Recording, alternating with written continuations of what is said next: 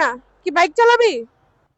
এখন আমি এমন একটা সিগনালে আছি, যেই সিগনালে প্রতিটা বাইকার কুত্তার মতো ভয় পায়। হ্যাঁ, বিকজ এই জায়গায় সবাইকে মামলা দেয়। যদি আপনার সবকিছু ঠিক থাকে তাহলে তার মামলা দিতে পারবে না, বাট যদি ঠিক না থাকে আপনি এখান থেকে কোনোভাবে ছাড় পাবেন না। এটা একদম ফর শিওর থাকেন।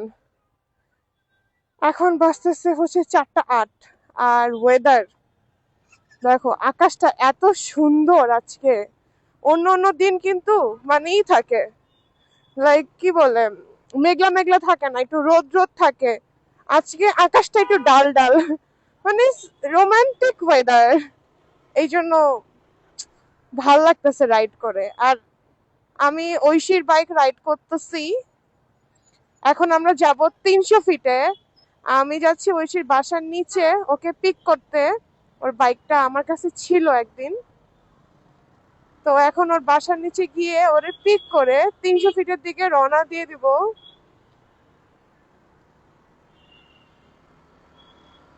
এতক্ষণ গান শুনতে শুনতে কথা বলতেছিলাম, তো এই জন্য হয়তো আমি নিজেই বুঝতেছিলাম না যে আমি কি বলতেছি। এখন বুঝতে পারতেছি। একটু আগে একটা মানে রিক্সাওয়ালা, রিক্সা তো না, কি বলবো, এটা কি উল্টা যাইতেছে না সোজা যাইতেছে বুঝতেছি না। ও আচ্ছা, এটা সোজা যাচ্ছে।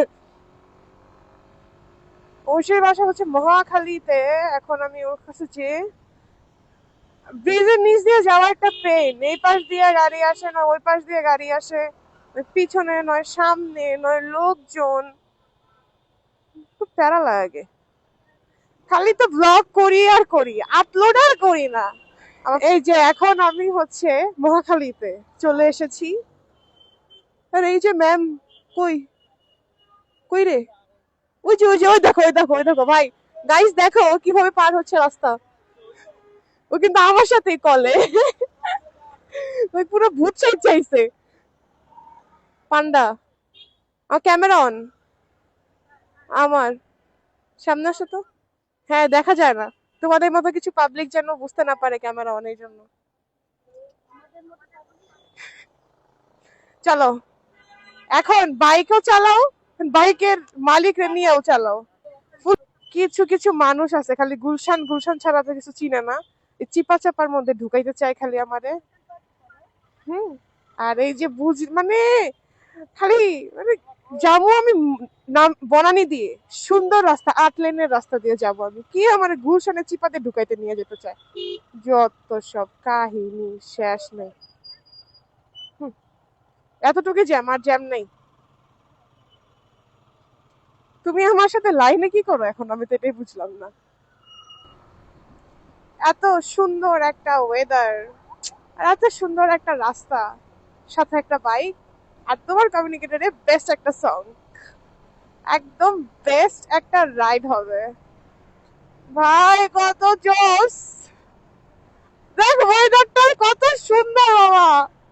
ওয়াও, ভয় পাও? ওটা কি সুন্দর।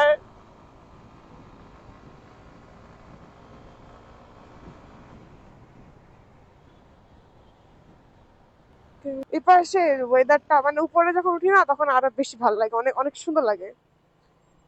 যাই এখন 300 ফিটে ঢুকে যাই, ঢুকতেই আমাকে একটা গালি খাওয়া লাগবে ফুলটুসির থেকে, কারণ অলরেডি ওইখানে দাঁড়ায় আছে।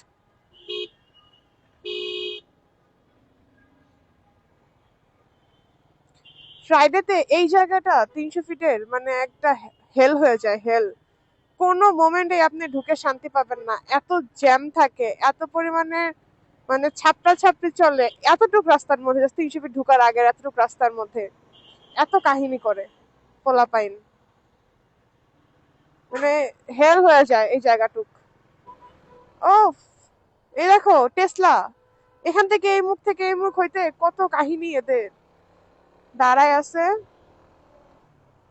ফুলটুসির সামনে দাঁড়ায় আছে, ওর কাছে যাই। ও তো থাকেই গুলশান দুইতে, ওর আসতে আর কতক্ষণ টাইম লাগে, আমরা কত দূরে থাকি, ওখান থেকে আসতে অনেক প্যারা লাগে। আমাদের বাইকারদের কাছে 300 ফিট এমন একটা দুধ ভাত হয়ে গেছে, ওনারা প্রতিদিন পড়লে এখানে আসি, এই রাস্তাটার জন্যই তো। দেখি ম্যাম কোথায় দাঁড়ায়। কই, হ্যাঁ তো আমি দেশ সীমানা দেখি না, হ্যাঁ ভার্সন 4 কো, কো মামু, কই ফোন দিয়ে জিজ্ঞেস কর। দাঁড়াচ্ছি। ও ম্যাম, এই যে ভিডিও শুরু। হ্যাঁ আমি আমি নাই, যে আগে আসবে সে খাওয়াবে বলছে। আমার কাছে টাকা নাই, টাকা নাই আমার কাছে। আমি গরিব, বাইকটা কিনতে পারি না। কি বাইক চালাবি? আমি অফিস উঠবো? মামু রে মামু।